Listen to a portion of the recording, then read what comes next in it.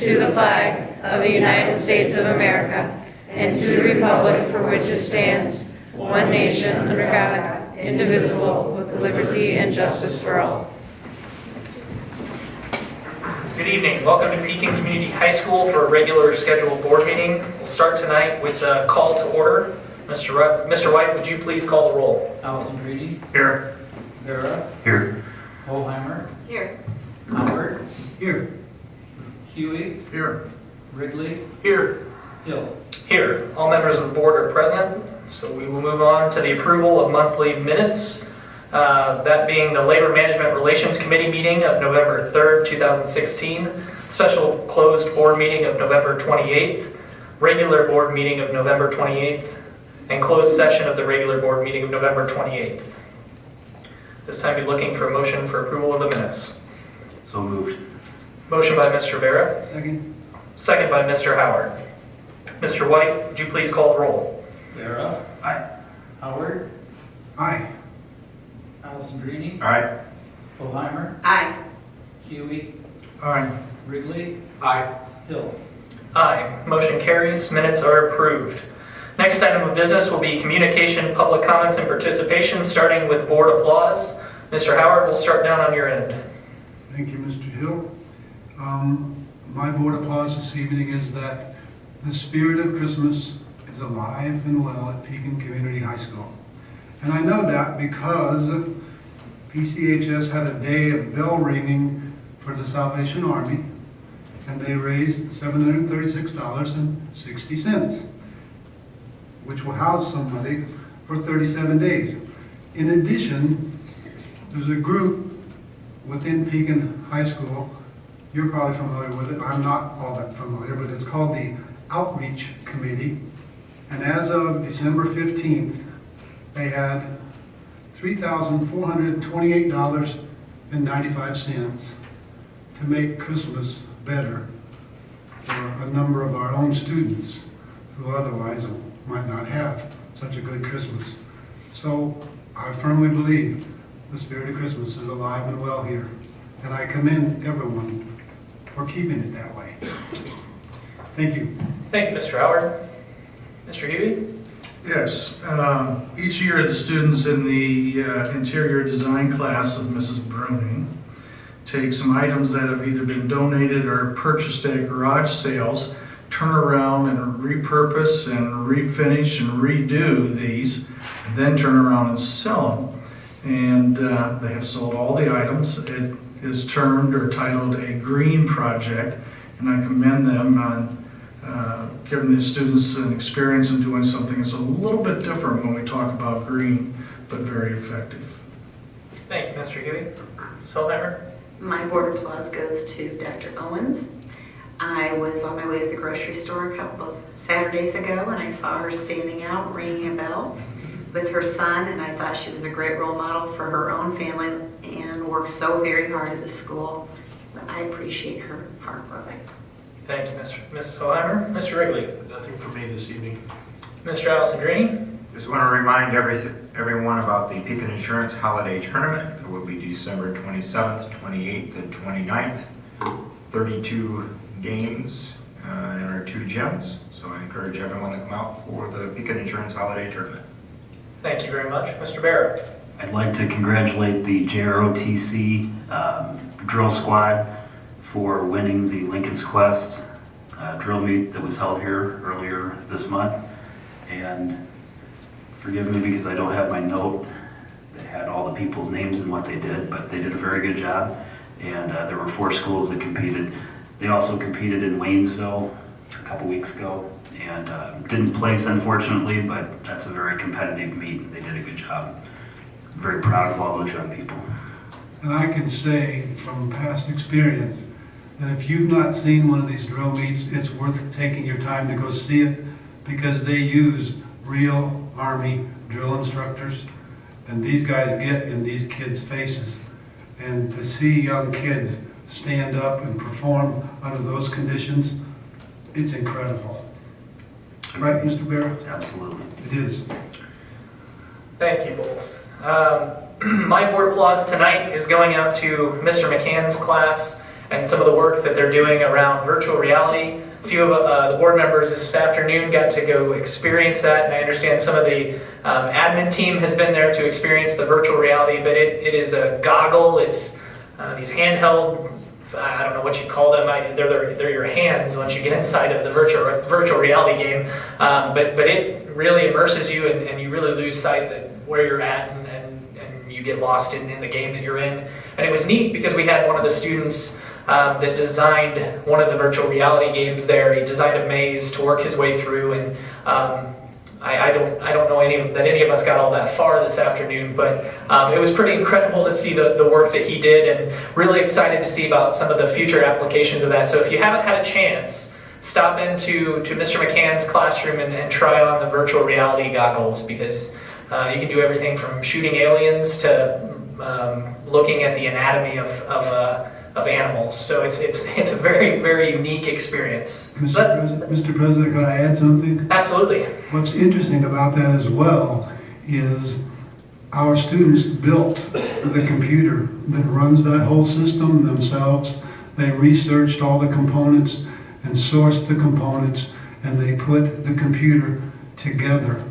And all this was done with EFE funds, Education for Employment funds, so it didn't cost this district one single penny. So it underscores the value of inter-community actions and what our kids can do if you just turn them loose and get them engaged. It's incredible. But Mr. Hill's right. If you put those things on and get involved in that thing, I saw a 250-pound kid jump a foot off the ground because whatever was in there scared the bejeebers out of him. Thank you very much. Next item, we'll move on to student council report. Amanda.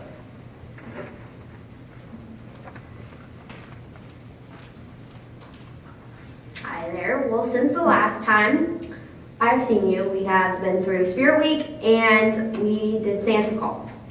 And since then, we're wrapping up everything for the semester. And during Spirit Week, we had a bunch of students donate a bunch of winter gear on a mitten tree, which we donated to the workshop for students here at PCHS who are in need of those things. And Santa calls, all the kids that were signed up to receive those, received them. And so we have wrapped up everything for the semester. Looking forward to next semester, we have Dragon Spotlight, which is on February 16th. And if any of you want to be a judge, you can contact Ms. Call, who is actually sitting over there. And we have Valentine's Spirit Week, which is February 13th through the 17th. The Winter Dance, which we are still unsure of, we're planning that out, will be on March 6th. And Library Family Fun will be on March 6th, and the dance will be on March 3rd, sorry. And we will have an all-council meeting in the beginning of next semester to decide all these committees. Amanda, did you get to make any of the Santa calls? I did, and it was awesome. Did you talk to little kids? I did. Did they speak or what? They did. Well, some of them were kind of scared, but they were pretty excited because an elf from the North Pole was calling them.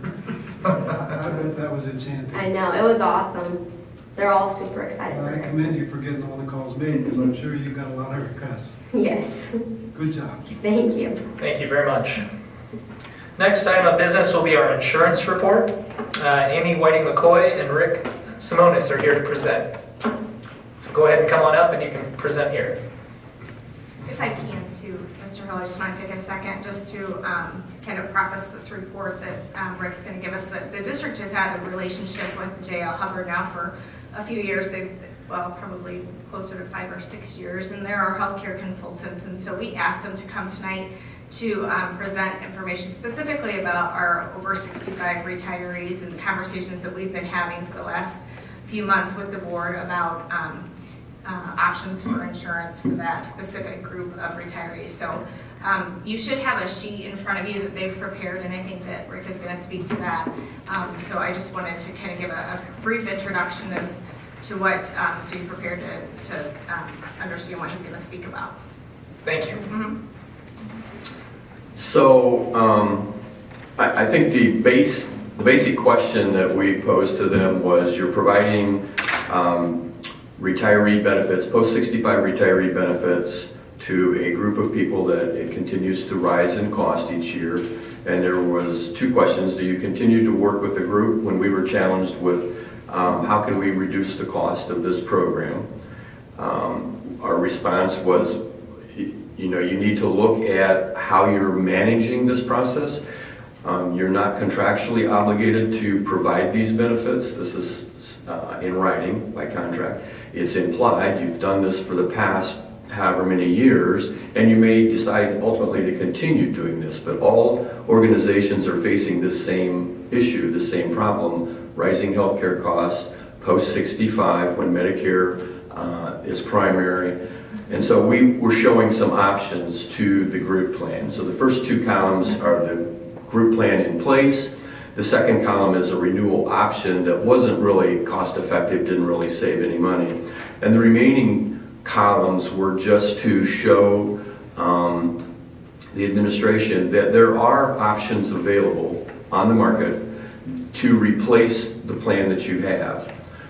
The difference is, in an individual setting, is that the employee pays all of the premium. And in your setting, you're splitting the premium with the employee. Other organizations have backed into this by offering an HRA, a health reimbursement arrangement, for some portion of the premium. You read about that or hear about that with Caterpillar. They set a defined amount that's available for their retirees to use to buy their retirement benefit. That's a way to assist in the funding, but ultimately, if you discontinue the group portion, your employees or your retired employees are going to go to the individual market, which is a guaranteed issue. There's no pre-existing conditions. They're guaranteed they can get it. It's competitive with the benefits that are currently being offered. There are differences, some positive, some negative, but it can be replaced. And I think that's, and I'll be happy to go through any amount of this that you want, but that's basically the question: is do you continue providing a benefit that you're not contractually obligated to do at about $200,000 a year, or do you at some point discontinue that and move to the individual market? And so that's my presentation, and we're here to answer questions as you look at that and how we might respond from a marketplace. Just moving across, we gave you a couple examples. We have a Humana individual Medicare Advantage plan. We have a Blue Cross Plan F. We have the 2 far right ones are TRS. Some of the teachers would be available for TRS group options. And so not everyone has to do the same thing. In addition, there's one that's not shown. The Blue Cross just made available. It's a higher deductible, front-end deductible. As an example, it's a $2,200 deductible, and the premium's $48 a month for a 65-year-old. So it's very, very inexpensive and provides very good coverage as well. The major differences are in the pharmacy end because it's just managed differently. You don't have a drug card when you go to the pharmacy. You have your benefit card, and you pay a portion of it or all of it in the deductible period. And individual products have to manage their way through the donut hole, through the gap in the middle.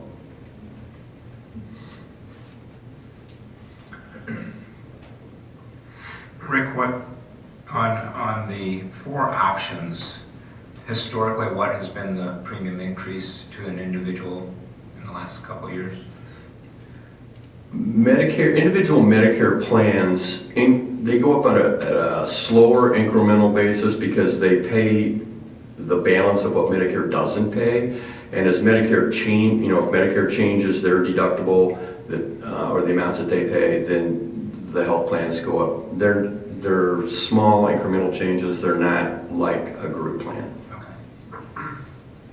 Rick, are you looking to see any changes with the new administration coming in January, with the probably demise of Obamacare? Do you see a reduction in premiums that could make this look even, more attractive? As it relates to this, no. Obamacare doesn't impact this program very much.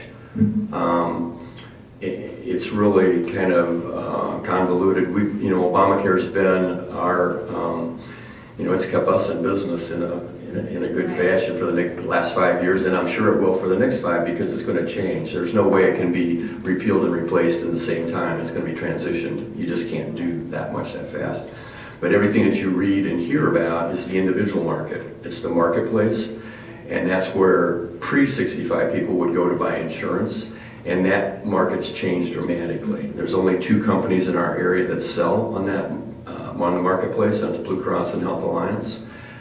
We need more market for that, and so that hopefully will change in this next 12 months. But it's not going to impact this post-65 people.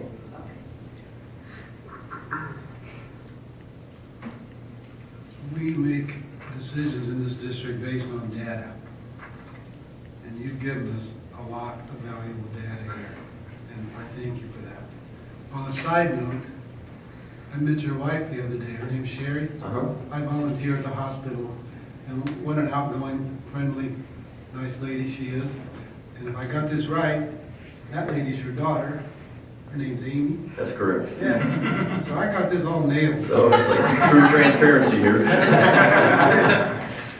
Well, if you met my wife, she probably had her hand on your wallet because she works in the foundation at the hospital, so she's constantly. You better explain that, Conrad. I didn't give her enough time. Yeah, she does at the foundation at the hospital, so she's Mr. White, constantly. you'll make sure the reason for that is in minutes. That would be great. I will say that she's an incredibly easy person to talk to. Thank you. Questions? The biggest question I would have, and I already know the answer, I think, is as we mull this over and work toward a decision one way or another, I'm sure questions are going to develop down the road, and I know that you've always been accessible to us and responsive to our questions, and there's no reason to think that will change, right? Absolutely. We're, Amy or I, either one, are always available for meetings or whatever you need us for. Excellent. Thank you. Thank you. Anybody else have any questions? Mrs. Schaefer, anything? So, All right. Thank you very much. Thank you.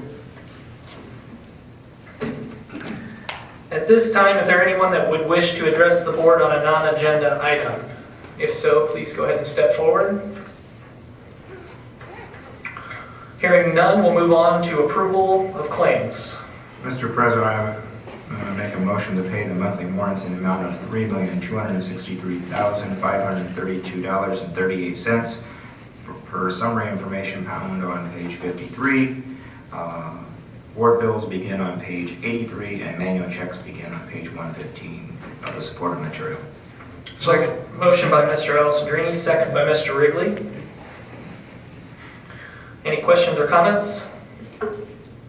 Mr. White, would you please call the roll? Alessandrini. Aye. Wrigley. Aye. Para. Aye. Holheimer. Aye. Howard. Aye. Huey. Aye. Hill. Aye. Motion carries. Monthly warrants are approved. Next item of business is request for closed session regarding the appointment, employment, compensation, discipline, performance, or dismissal of a specific employee of the public body or legal counsel for the public body, including hearing testimony on a complaint lodged against an employee of the public body or against legal counsel for the public body to determine its validity, collective negotiating matters between the public body and its employees or their representatives, or deliberations concerning salary schedules for one or more class of employee, student discipline cases, and litigation when an action against affecting on or behalf of the particular public body has been filed and is pending before a court or administrative tribunal, or when the public body finds that an action is probable or imminent, in which case the basis for the finding shall be recorded and entered into the minutes of the closed meeting. So moved. Motion by Mr. Wrigley, second by Mrs. Holheimer. Any questions or comments? Mr. White, would you please call the roll? Wrigley. Aye. Holheimer. Aye. Alessandrini. Aye. Para. Aye. Howard. Aye. Huey. Aye. Hill. Aye. Motion carries. We will be back from closed session as soon as we can. We are back from closed session. Next item of business will be the consent agenda. That being employment under substitute certified Kim Hawthorne and Kevin Wells. Support Ivy Grasshoff. Chaperones and volunteers Patricia Burkhalter and Andy Grosch. And donations, Dr. Buckwright Foundation, donation of $500 to the PCHS Athletics Department, and Ann Turner, donation of $600 to the PCHS Close-Up Program. We have is there any board member that wishes to have an item removed from the consent agenda? Hearing none, be seeking a motion to approve the consent agenda. Motion by Mrs. Hoheimer, Second. second by Mr. Huey. Any questions or comments? Mr. White, would you please call the roll? Hoheimer. Aye. Huey. Aye. Alessandrini. Aye. Vera. Aye. Howard. Aye. Wrigley. Aye. Hill. Aye. Motion carries. Consent agenda is approved. Next item of business will be student discipline. Mr. President, I move that student being identified as 16-10-17 be expelled for the remainder of the 16-17 school year and the first semester of the 17-18 school year for reasons of gross misconduct. Second. Motion by Mr. Alessandrini, second by Mr. Wrigley. Mr. White, would you please call the roll? Alessandrini. Aye. Wrigley. Aye. Vera. Aye. Hoheimer. Aye. Howard. Aye. Huey. Aye. Hill. Aye. Motion carries. Next item of business will be action on IEA grievance. Mr. President, I move that the association's grievance be partially granted in accordance with the following. The individual teachers 2015-2016 summative evaluation shall be amended as follows. A, in each domain where there are specific areas for growth, the evaluation shall reference an attached document which sets forth each component part of the domain in which the teacher's performance was deficient. And B, the administration, in cooperation with the board president and legal counsel, shall prepare an attachment to the summative evaluation which shall set forth each component part which was noted as an area for growth in the summative evaluation and include the factual basis giving rise to the conclusion that the performance for the particular component part was deficient in accordance with the previous verbal feedback that was given to the teacher during the evaluation process. 2, the board president is authorized and directed to prepare a written decision outlining this decision, which attaches the revised summative evaluation and the attached document. Motion by Mr. Alessandrini. Do we have a second? Second. Second by Mr. Howard. Any questions or comments? Mr. White, would you please call the roll? Alessandrini. Aye. Howard. Aye. Vera. Aye. Hoheimer. Aye. Huey. Aye. Wrigley. Aye. Hill. Aye. Motion carries. Next item of business will be policy for second reading. Mr. Wrigley. The Policy Committee is presenting 3 policies for a second reading. Those policies are 270, 6100, and 6235. The recommendation from the Policy Committee is board adoption of those 3 policies as presented. That's coming from committee, so it does not require a second. Any members with questions or comments? Mr. White, call the roll. Wrigley. Aye. Alessandrini. Aye. Vera. Aye. Hoheimer. Aye. Howard. Aye. Huey. Aye. Hill. Aye. Motion carries. 3 policies are adopted. 5.6 will be permission to destroy verbatim recordings of closed and special closed board meetings dating from January 12th through June 22nd, 2015. Dr. Owens. So we typically come before you every once in a while asking permission to destroy recordings of closed and special closed board meetings. So that is why that is on the agenda tonight. So these, we are asking permission to destroy from January 12th, as I've said, through June 22nd, 2015. Heard the recommendation from the administration. Motion by Mrs. Hoheimer, Second. second by Mr. Barra. Any questions or comments? Mr. White, would you please call the roll? Hoheimer. Aye. Vera. Aye. Alessandrini. Aye. Howard. Aye. Huey. Aye. Wrigley. Aye. Hill. Aye. Motion carries. 5.7, intergovernmental agreement between Pekin Community High School District 303 and Illinois Central College District 514. Mrs. Bloom. As part of the new courses that are coming before you tonight, we have 2 new programs, one being ICC Early College, which is an opportunity for our seniors next year to be able to attend PCHS on a partial schedule and simultaneously attend courses at ICC. In order for us to be able to do that for our students, we are asking that you sign an intergovernment agreement which would be between Pekin High School's Board of Education and Illinois Central College District 514 Board of Education, which can be found on page 178. This first intergovernmental cooperation agreement outlines what early college is and definition of the relationship with District 303, and that students can take courses and earn appropriate college credits toward their associate degree while maintaining requirements at District 303 to fulfill their high school diploma, and that the program is administered by ICC in conjunction with the rules that we set forth, which are found in number 3 on page 179.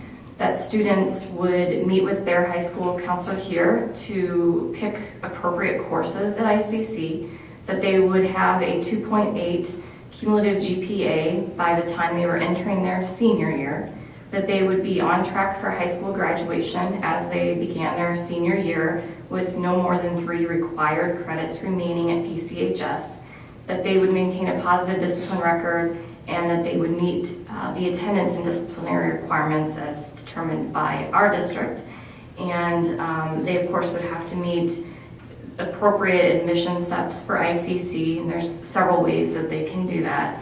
And they would have to go through some of ICC's orientation programs and so forth. So that's the first document, is that we do that. And then there's a second document that starts on page 181. And this intergovernmental cooperation agreement outlines the ability for ICC to offer students the opportunity to seek Pell Grant monies to fund this. It would basically be for students that are on free and reduced lunch to be able to not have to pay tuition, books, transportation, and basically be able to get these credit hours free of charge using the Pell Grant. But ICC does require by federal guidelines that we also sign an intergovernmental agreement for that. So the recommendation is that we recommend approval of this intergovernmental agreement for early college and dual credit, dual enrollment financial aid between Pekin Community High School District 303 and Illinois Central College District 514 as presented. So moved. Motion by Mr. Howard, second by Mr. Wrigley. Questions or comments? Is the Pell Grant right now, has it been funded by the state of Illinois? It is. Okay. This Pell Grant, though, is a special Pell Grant that's only available for this particular, so for community colleges, I think it's nationwide to use with high school students. So it's, because a lot of the Pell Grant money has already been awarded already for next year, so there was a concern. It's a separate bucket of money that's been awarded to community colleges. I think they said ICC is only one of 4 community colleges in the state that's been awarded the opportunity to even be able to do this, and so. They called it a pilot. Yeah. Thank you. Any other questions?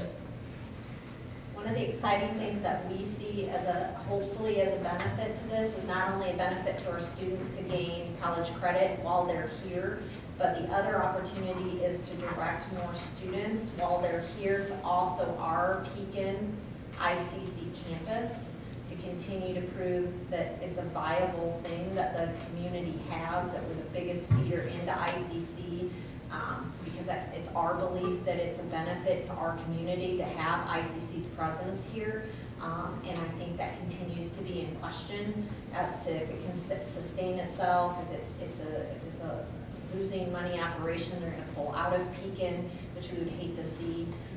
But we continue to sit on a task force, and we think one of the other motives of this can be to show students what they have really in their own backyard in order to not only gain college credit, but not necessarily even have to drive to East Peoria to do it. They can drive right to Pekin's campus and do so and get back to campus here within 5 minutes. So exciting.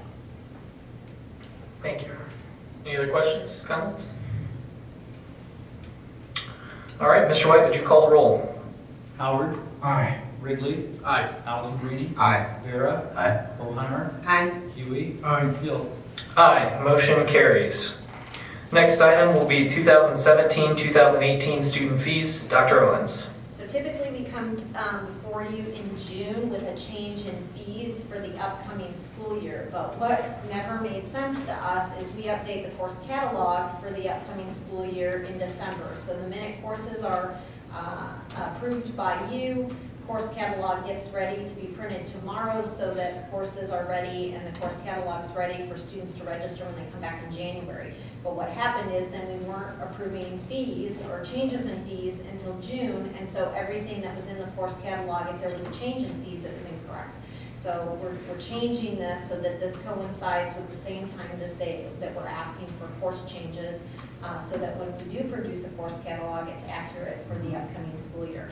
So what you'll see in front of you on page 186 is a few changes that we would recommend, all coming out of the CTE department in terms of costs that continue to increase, and so changing fees a little bit. What you'll see is Foods 1 and Foods 2. The recommendation is that they each go up $5 from 10 to 15, and for Foods 2 from 15 to 20. That by no means carries the cost of the program, but we do feel like that's been a fee that has been similar for several years and it needs to be addressed. The other two that we're proposing be addressed is the JROTC fee. It's only a first year fee. It was $15. We're recommending that goes up to $20. That basically helps us pay for uniforms and something that they keep for the remainder of their tenure in JROTC. And the other one is Health Occupations 2. We rounded that off. I think it was $86. We rounded it off to $90. That's always a floating. Fees tend to rise. That covers their book, their workbook, their CPR certification, and something else. Mr. Hugh, do you remember? Because I can't remember. Been 3 years. But there's something else included in that. But those are the only fees we are recommending for changes. Remember that that we recommend that we're not instituting any type of other instructional fee, that we're waiving that for one more year, that these are fees only assessed to students who are enrolled in these courses. So it would be our recommendation for board approval of the student fees for the 2017-18 school year as presented. Motion for approval. So moved. Motion by Mr. Wrigley, second by Mr. Huey. Sorry, I was reading. I apologize. Any questions or comments? Have we done a comparison of what schools with similar offerings are charging in fees? Has that something that we've ever looked at, or at least within the near recent future? No, I don't think we have. Remember though that, typically first of all, it's going to be hard to compare. We have to find schools out of the area because a lot of schools don't offer these courses.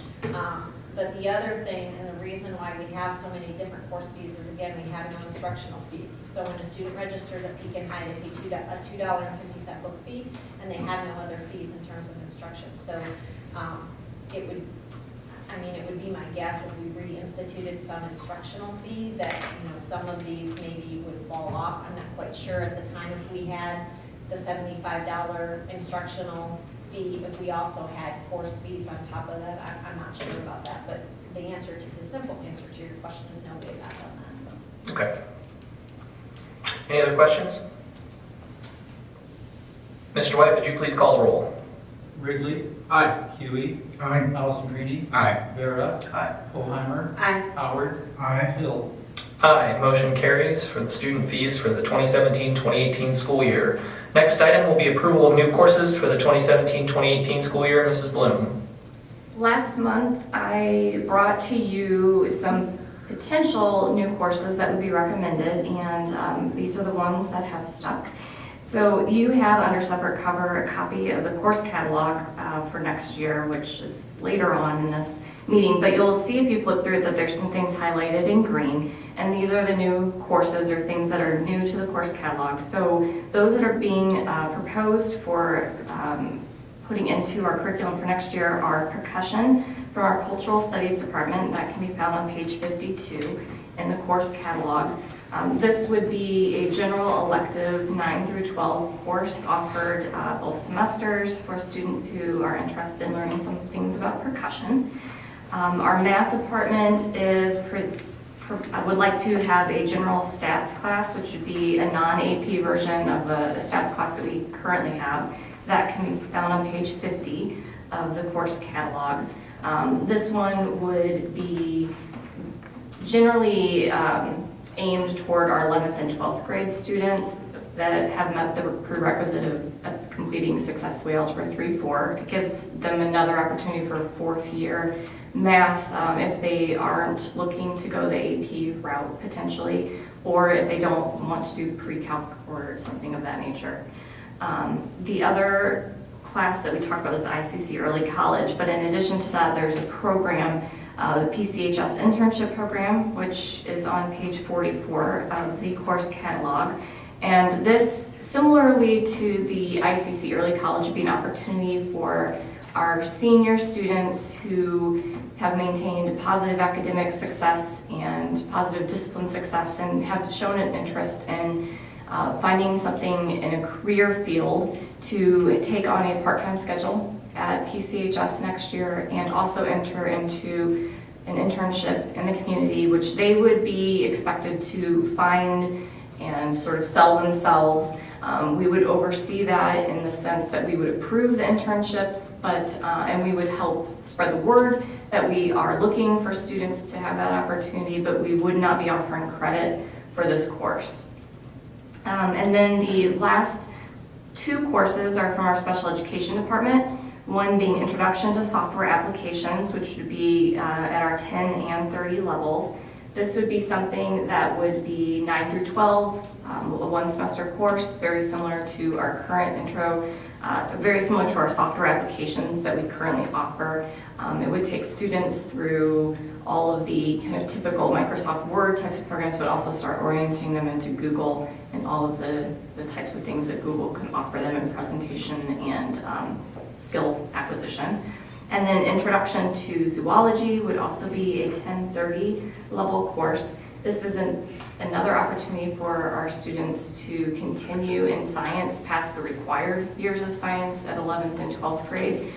Zoology is a new general course that we offered this year. It's been wildly popular, and we'd like to extend the same opportunity to students at the 10 and 30 level.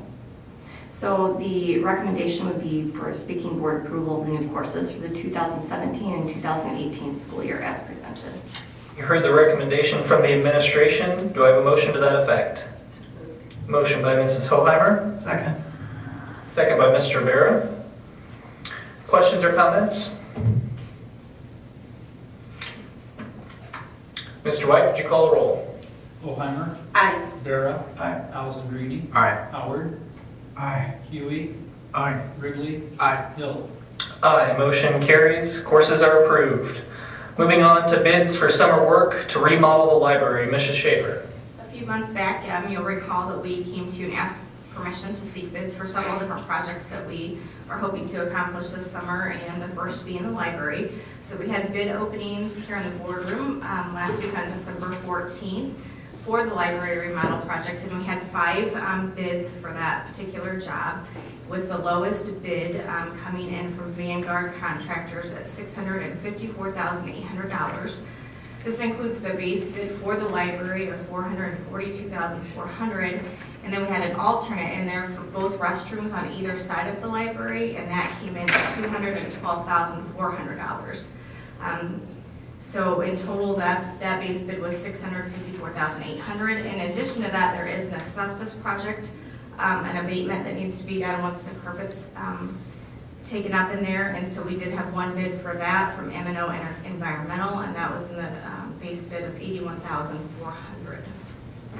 So our recommendations this evening would be to ask the board to approve the bids to remodel the library as presented, with the low bid being from Vanguard at $654,800 and M&O Environmental at $81,400, subject to provisions of the Prevailing Wage Act. On behalf of the O&M committee, I make that motion. Motion coming from committee does not require a second, so we will move on to questions or comments. Any board members have any questions or comments? Mr. White, would you please call the roll? Allison Greedy. Aye. Vera. Aye. Hoheimer. Aye. Howard. Aye. Huey. Aye. Wrigley. Aye. Hill. Aye, motion carries. Next item of business will be the summer work, bid for summer work to replace the girls' swim locker room. Mrs. Schaefer. So So on December 14th, we also opened the bid for the girls' swim lockers, and we had, again, 5 contractors who bid on that particular job, with a low bid coming in from George Rump Company, and that was in the bid amount of $92,300. So the recommendation to them this evening would be board approval to approve the bid to replace the girls' swim locker rooms with George Rump Construction at $92,300, subject to provisions of the Prevailing Wage Act. On behalf of the O&M committee, I make that motion. That motion coming from committee does not require a second. So do any board members have any questions or comments?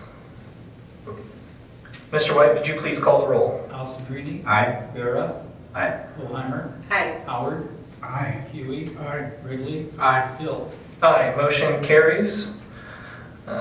Final one coming from O&M will be the bid for summer work to replace the Building G roof. This is phase 3 of the project. Mrs. Schaefer. So yes, we are on the third of 4 phases to replace the G building roof. So again, on December 14th, we opened the bids for that particular job, and we had 4 contractors bid on that job, with the lowest bid coming from Wyman Roofing, who's actually the contractor that did the previous 2 sections as well. And that was at a bid of $218,732. So the recommendation tonight would be to seek board approval to for the contract to Wyman Roofing in the amount of $218,732 to replace the Building G roof phase 3 as presented, subject to provisions of the Prevailing Wage Act. On behalf of the O&M committee, I make that motion.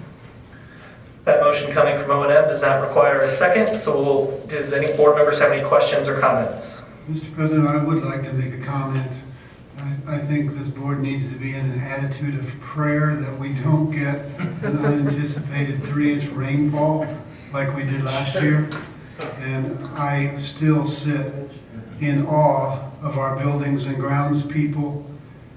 I mean, at a time of year when they were extraordinarily busy to begin with, they dealt with this crisis like it was just a ho-hum.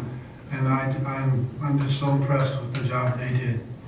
And also very grateful. Well said. Any other questions or comments? Mr. White, would you call the roll? Allison Greeny. Aye. Vera. Aye. Holheimer. Aye. Howard. Aye. Huey. Wrigley. Aye. Hill. Aye, motion carries. Bid for building roof, G roof has been accepted. Next item, Mrs. Schaefer, the tax levy for 2016.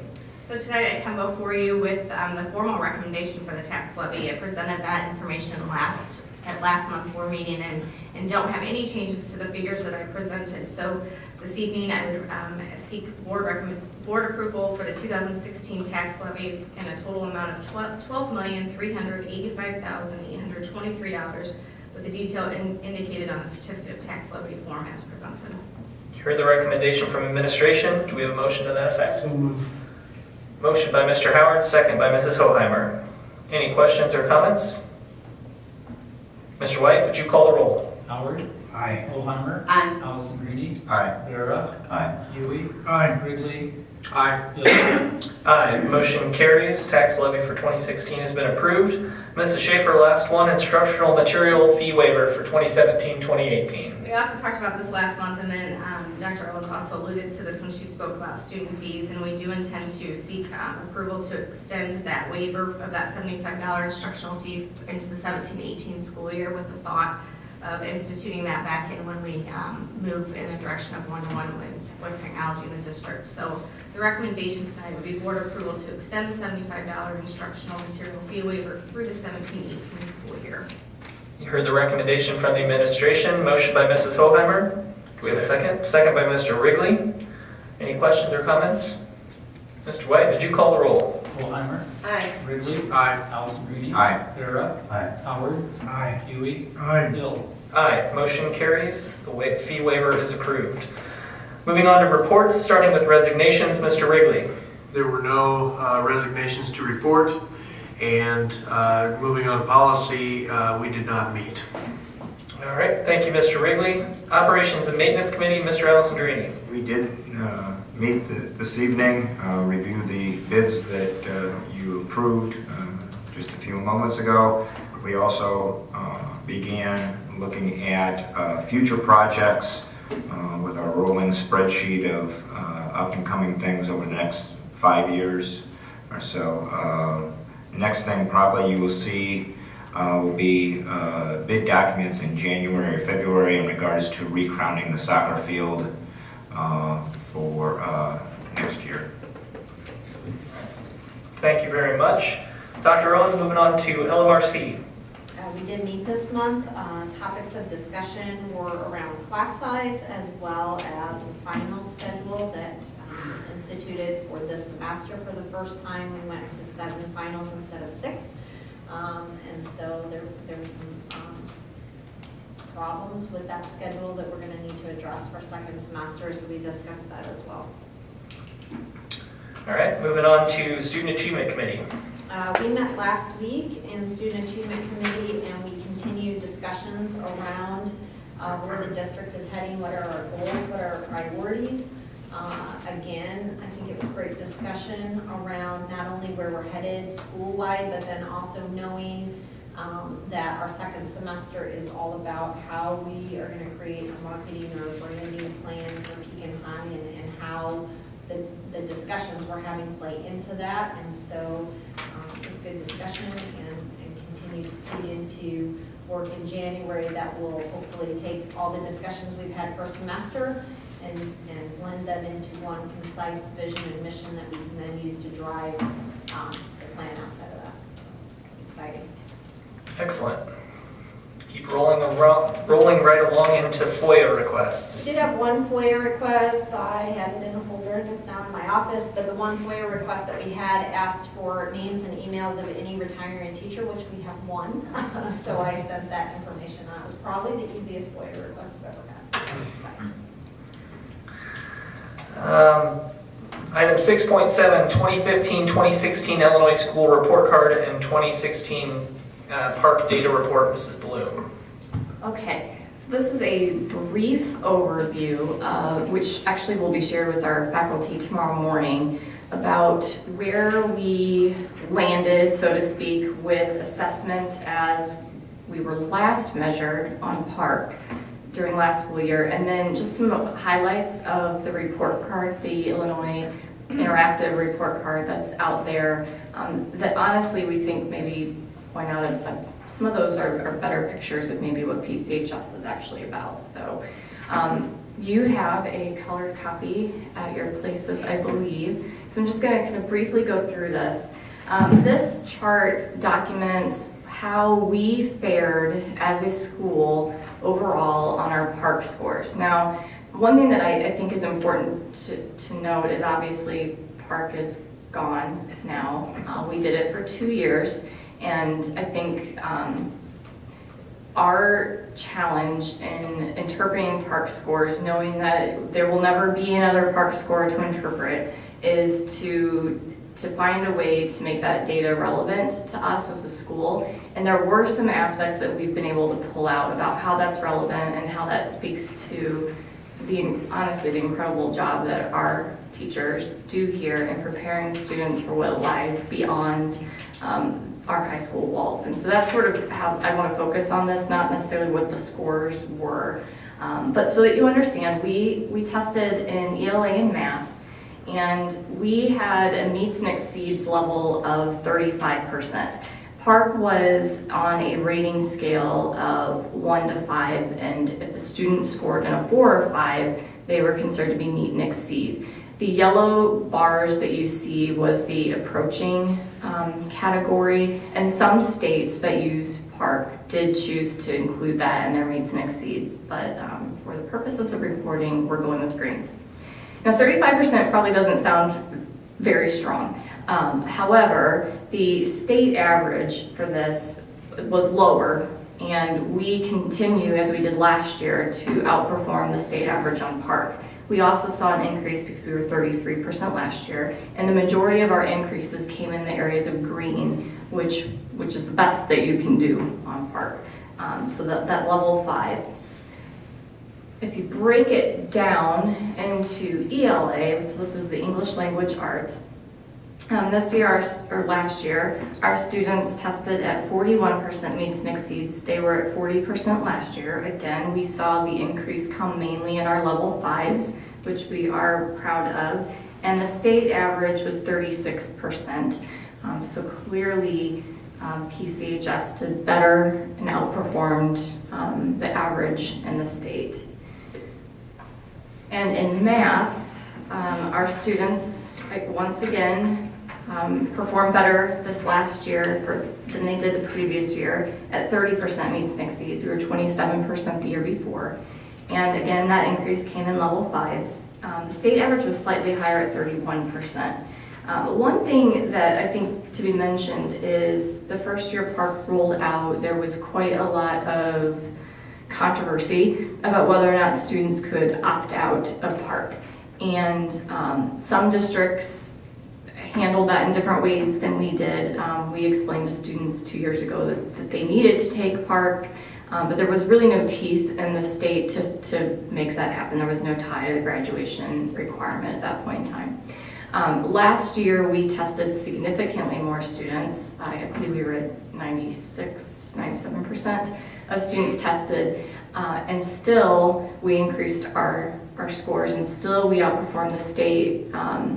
And so I think that's something to be proud of. And I think that the teachers did an extraordinary job of tying back the concepts that Park wanted and tested students on to the relevancy that had in their real world. Because the Park exam in itself was very difficult for our staff to explain the relevancy of that particular exam. So it's a lot of taking the concepts and the skills and pushing those and understanding those teaching concepts for what they were versus trying to teach to the test. And in that sense, we're very proud of the scores that we received on the Park. To just sort of give you an idea of what that looked like in our surrounding area, and these are the scores that other districts in our area received, and these are on IIRC's webpage. You can look them up. One thing that we have consistently communicated to you and to our faculty is that we understand that the demographics of our students are continuously changing. We understand that our mobility rate, our students coming in and out of our district, continues to increase significantly every year. We understand that our level of poverty increases significantly and has been doing that every year. And yet we are a faculty that does not use that as an excuse. I think people look at that as that is the reality. It doesn't give students an excuse to not perform. It just means that there's an extra hurdle that we have to help them find. And it really is, I think that helps us to guide students to realize why education is so very important for them. And I think that when you put our scores next to the scores of those other schools in our area, the performance of our students and the performance of our teachers really shines in this particular chart. So you see how Washington, for example, meets and exceeds was 38%. Ours was 35%. But if you take a look at the subgroup, or let me go back to the subgroup, but take a look at Washington's low income rate of 21% versus ours at 43%, and their mobility of 6% versus ours, which is very close to 20%. And you see that our students performed very similarly to a school district that looks very demographically unlike ours currently. In fact, if we were to look at what demographic challenges in a surrounding district look like, we would be looking at Limestone, whose low income rate is basically the same as ours, and East Peoria has the exact same mobility rate, but East Peoria was a 15% meet and exceed, and Limestone was 14% meet and exceed. And yet we are performing like a school like Washington, who clearly is just not in the same demographic challenges that we are. And I think, again, I have to say that I think this clearly speaks to the work that our teachers and faculty and staff do on a day-to-day basis. One of the most interesting things that I pulled out of this chart, however, is that purple subgroup gap. And what that is looking at is what a low-income group of students performed at compared to the overall group. So for example, in Dunlap, overall their students performed at 44%, but there was a 31% gap of their low-income students, which they have 11% low income. So that gap between their overall students and their subgroup of students was 31%, which is pretty large. Going down that list, East Peoria, the gap is very small, but honestly, that's because the performance level was so low.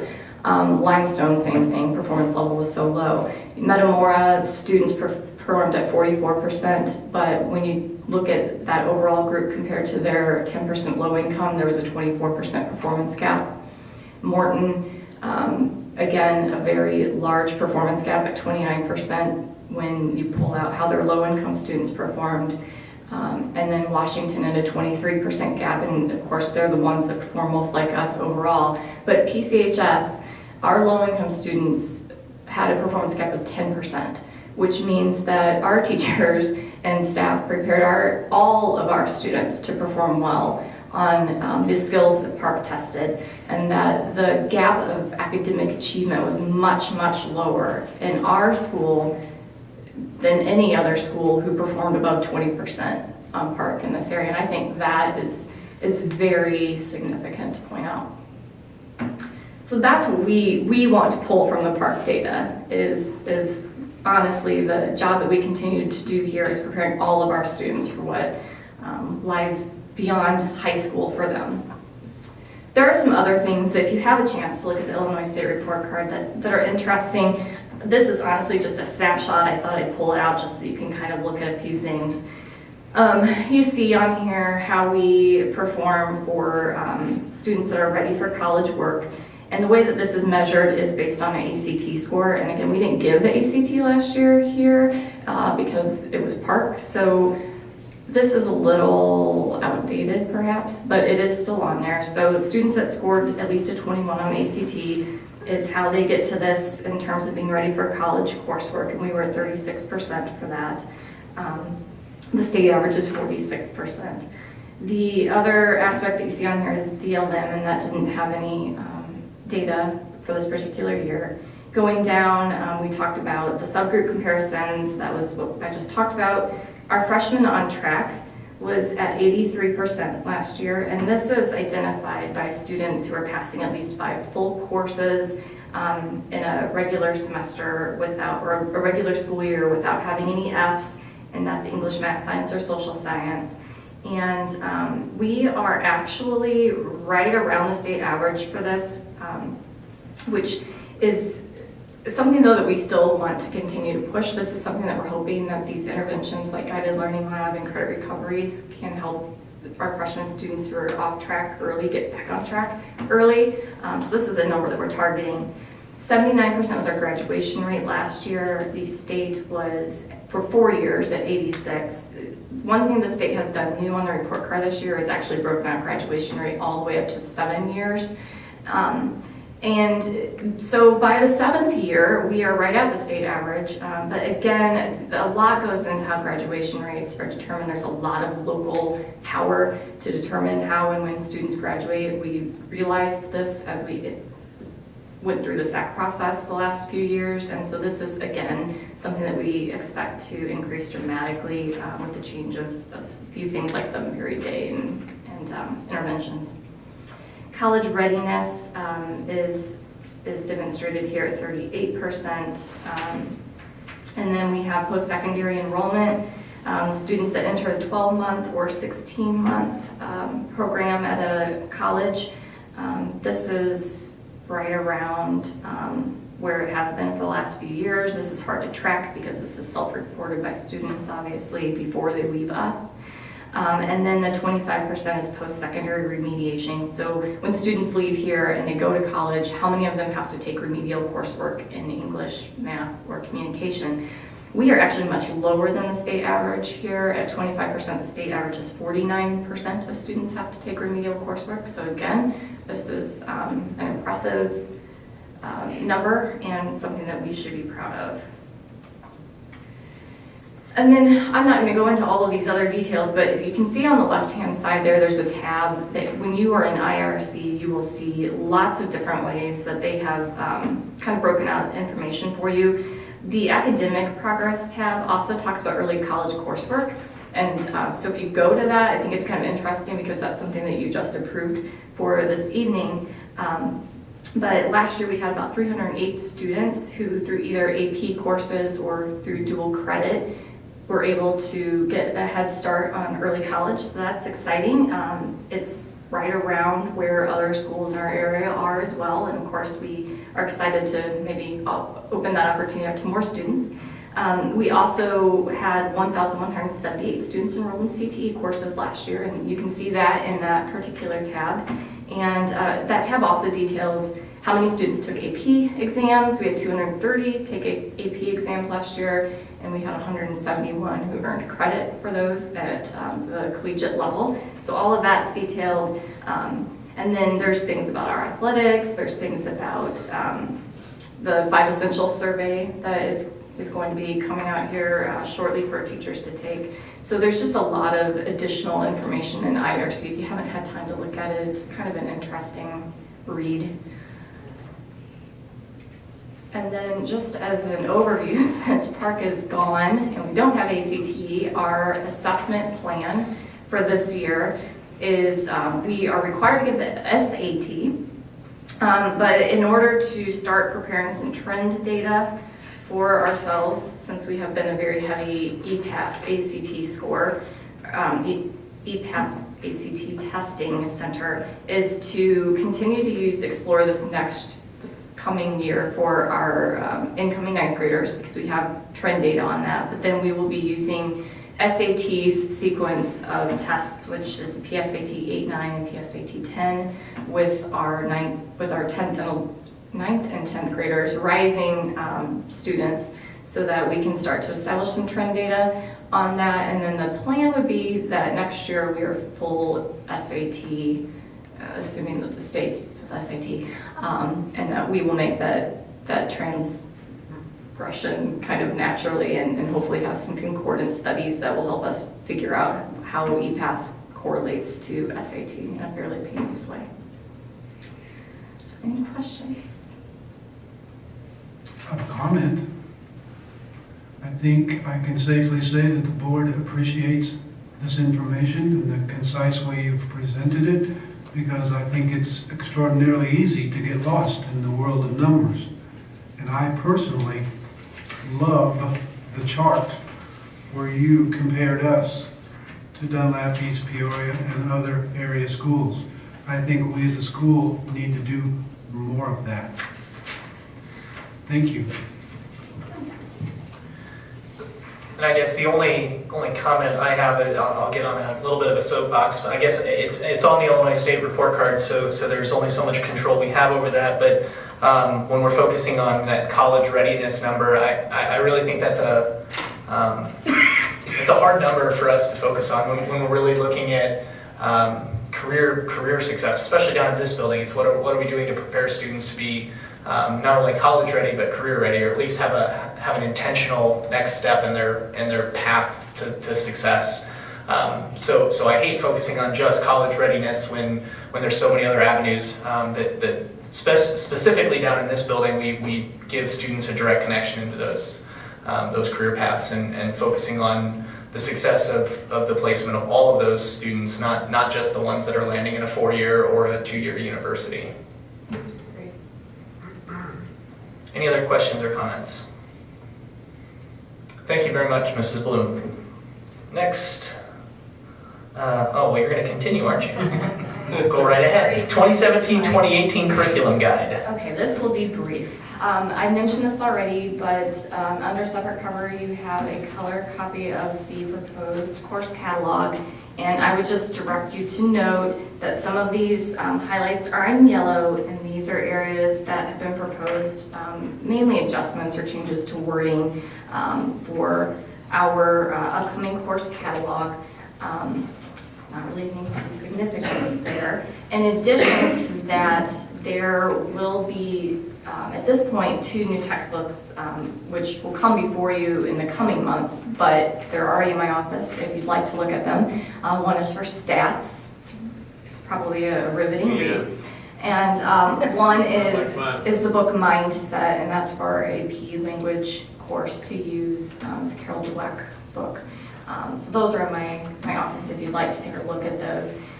But again, all of those changes are highlighted in yellow, and the green changes are the new courses or additions to the course catalog. Thank you very much. Any questions on the curriculum guide? All right, Mrs. Schaefer, bond compliance report. Annually, I come to you with this bond compliance report. Well, annually since we've issued our health life safety bonds. This is a requirement for tax advantage obligation bonds to make sure that we are complying with applicable federal tax requirements. And so this is just a report that per board policy as well that I have prepared to note and for it to be in the minutes that we have complied with all applicable tax law requirements. Also, as part of this, we download our financial statements and some other statements on the disclosure website that's required also by the government, and so that will also be done tomorrow, so we should be in compliance for this year. Thank you very much. Any questions on the compliance report? All right, moving on to future agenda items. Are there any agenda items that a board member wishes to add to a future agenda? All right, moving on to announcements then. Looking ahead, the CIV IASB spring dinner meeting will be held on Thursday, the 23rd of March, and that's going to be at Morton Community High School. Details will be following. Board members who would like adult and or student passes to the Pekin Holiday Insurance Tournament, please see Mr. White. And the final thing will be the next regularly scheduled Board of Education meeting, which will be here in this room on January 23rd, 2017 at 6:30. I know of no other items to come before the board, so we stand adjourned.